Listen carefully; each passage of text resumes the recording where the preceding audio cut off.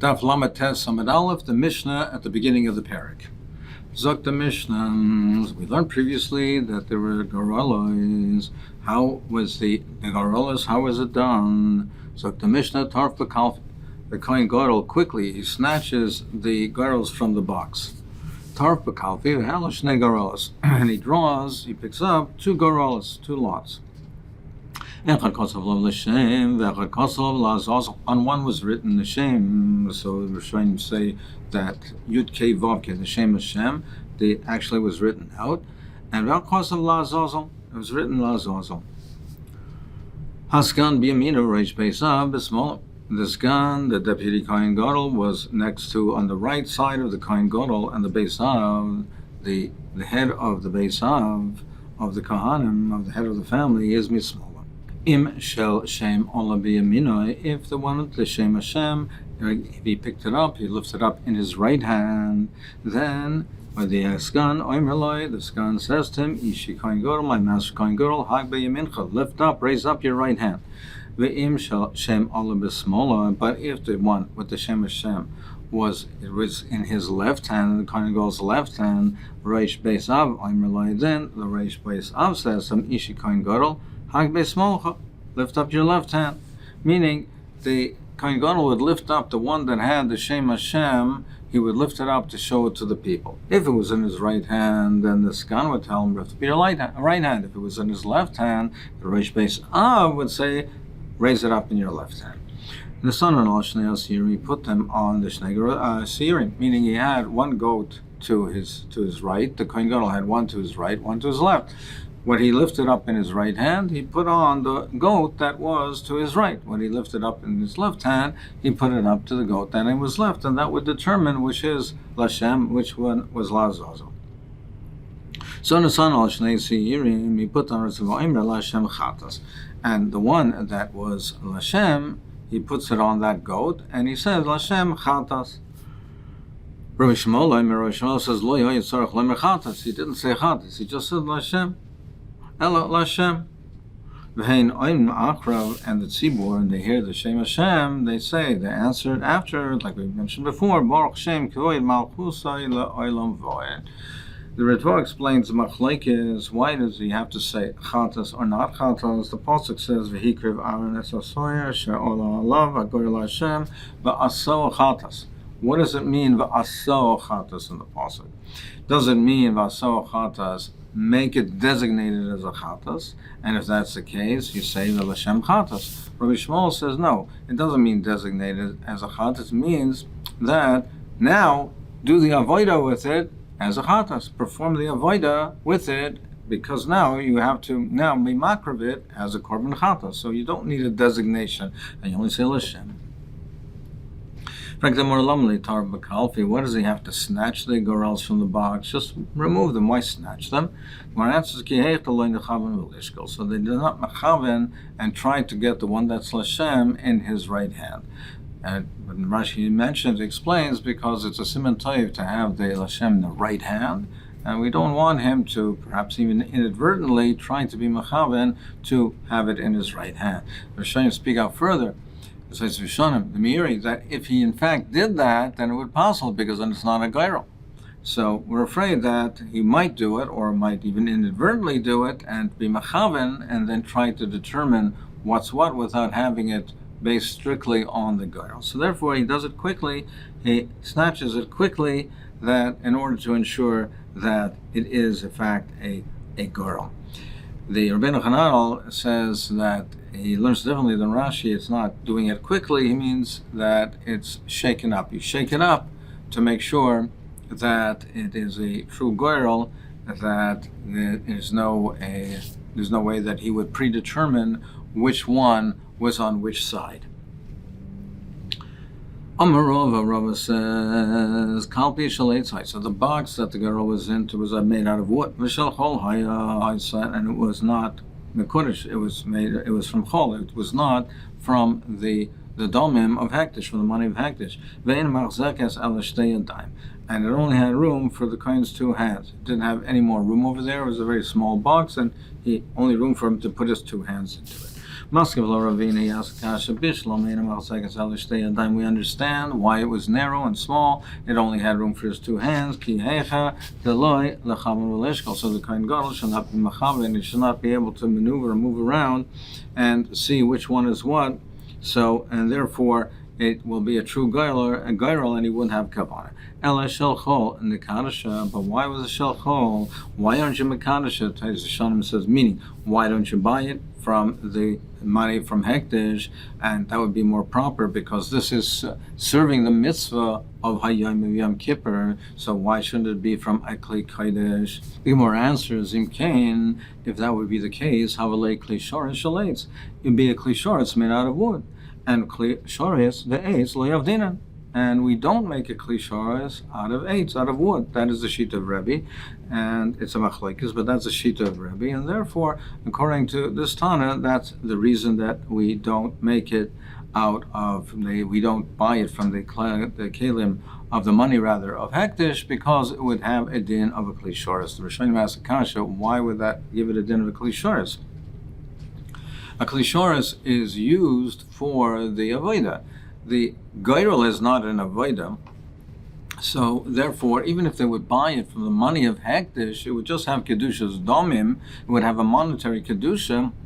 But why would that make it into kli shoretz? It's not used for avodah. He answers that even if it's not used for avodah, but if it's used for a specific function, and in the service of an avodah, even if it's not the avodah per se, it still would have a din of kli shoretz. Another teretz is that people will think that you can use it for a kli shoretz for this purpose. People won't realize that it's not a genuine kli shoretz, and they'll think that, well, if you use out of money from hekdesh and it's out of wood, they'll think, well, if the geirel is made out of money, it has kedusha, and they'll think that this is in avodah. They'll think that you can use a kli shoretz, make a kli shoretz out of wood. So therefore, they were geyser, and the dafka did not make it out of the money of hekdesh. They were not mekadosh it. Frankly, more of a nav the kesef. Well, why make it out of wood? Make it out of silver. Benavda the zav, or make it out of gold. Why dafka wood? The more answers. The Torah chasal maman shel Yisrael. The Torah was a concern for the money of Yisrael, than not to spend money unnecessarily.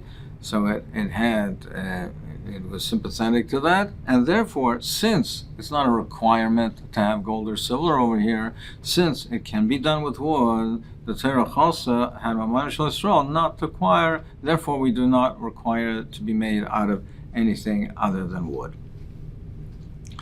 Gemara says, "Masnisa do like the Tana." The Mishnah is not like the following Tana. The Sanya Rabbi Yehuda, Rabbi Eliezer. He has a different procedure over here, different than the way we have it in our Mishnah. He says, "Haskan v'kohen gadol machzis yada b'kalfi." He says it was not that the kohen gadol had put both of his hands into the kalfi. The kasgan and kohen gadol machzis yada b'kalfi. One hand was put by the kohen gadol, one by the sgan. So they each put their right hands into it. They were standing on each side of the box, and each one of them put their right hands into the box. Im b'mina shel kohen gadol oila, if the one of Hashem, the gadol Hashem, comes into the right hand of the kohen gadol, haskan oimerloi, the skan says to him, ishi kohen gadol hag beyamincha, lift up your right hand.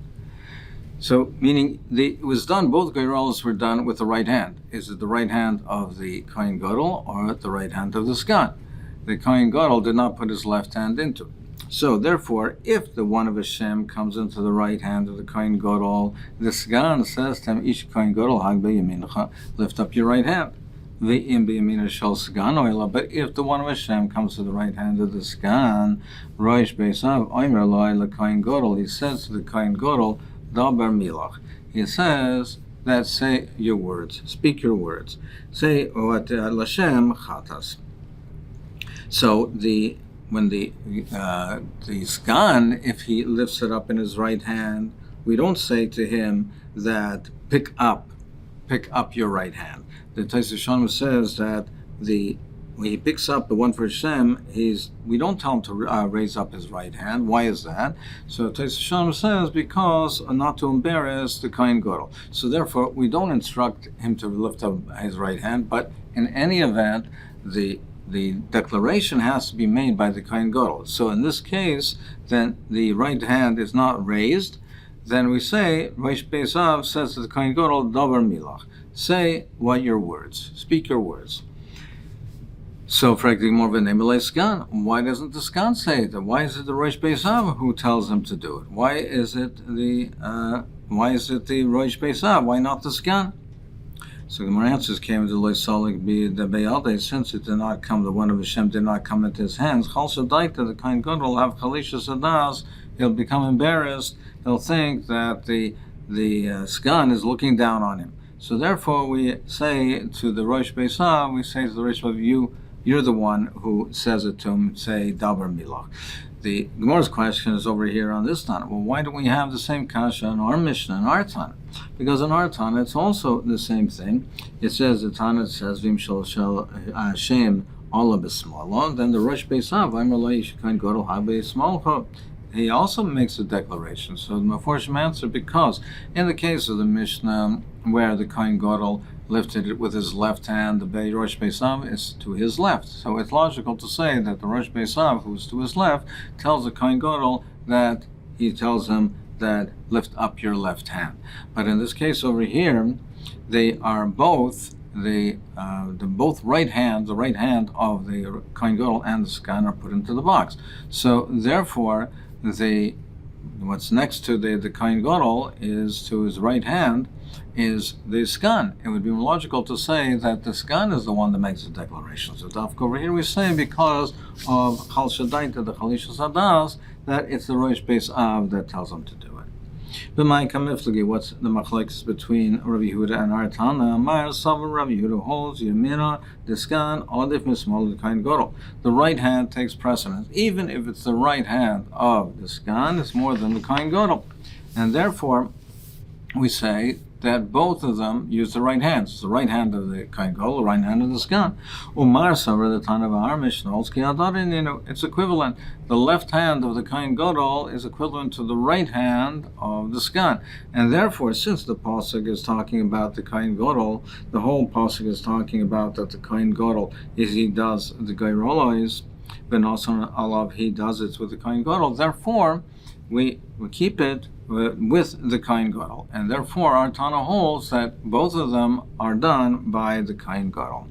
Uman hai Tana the Polygal the Rabbi Yehuda. Who's the Tana that argues on Rabbi Yehuda? Who's the Tana of our Mishnah? The Gemara answers Rabbi Chanina Sagan HaKahanim. So Rabbi Chanina Sagan HaKahanim. The same we learn in the Brisa. Rabbi Chanina Sagan HaKahanim. Omer Lama Sagan Meyaminai. Why is the Skan to the right of the Kohen Gadol?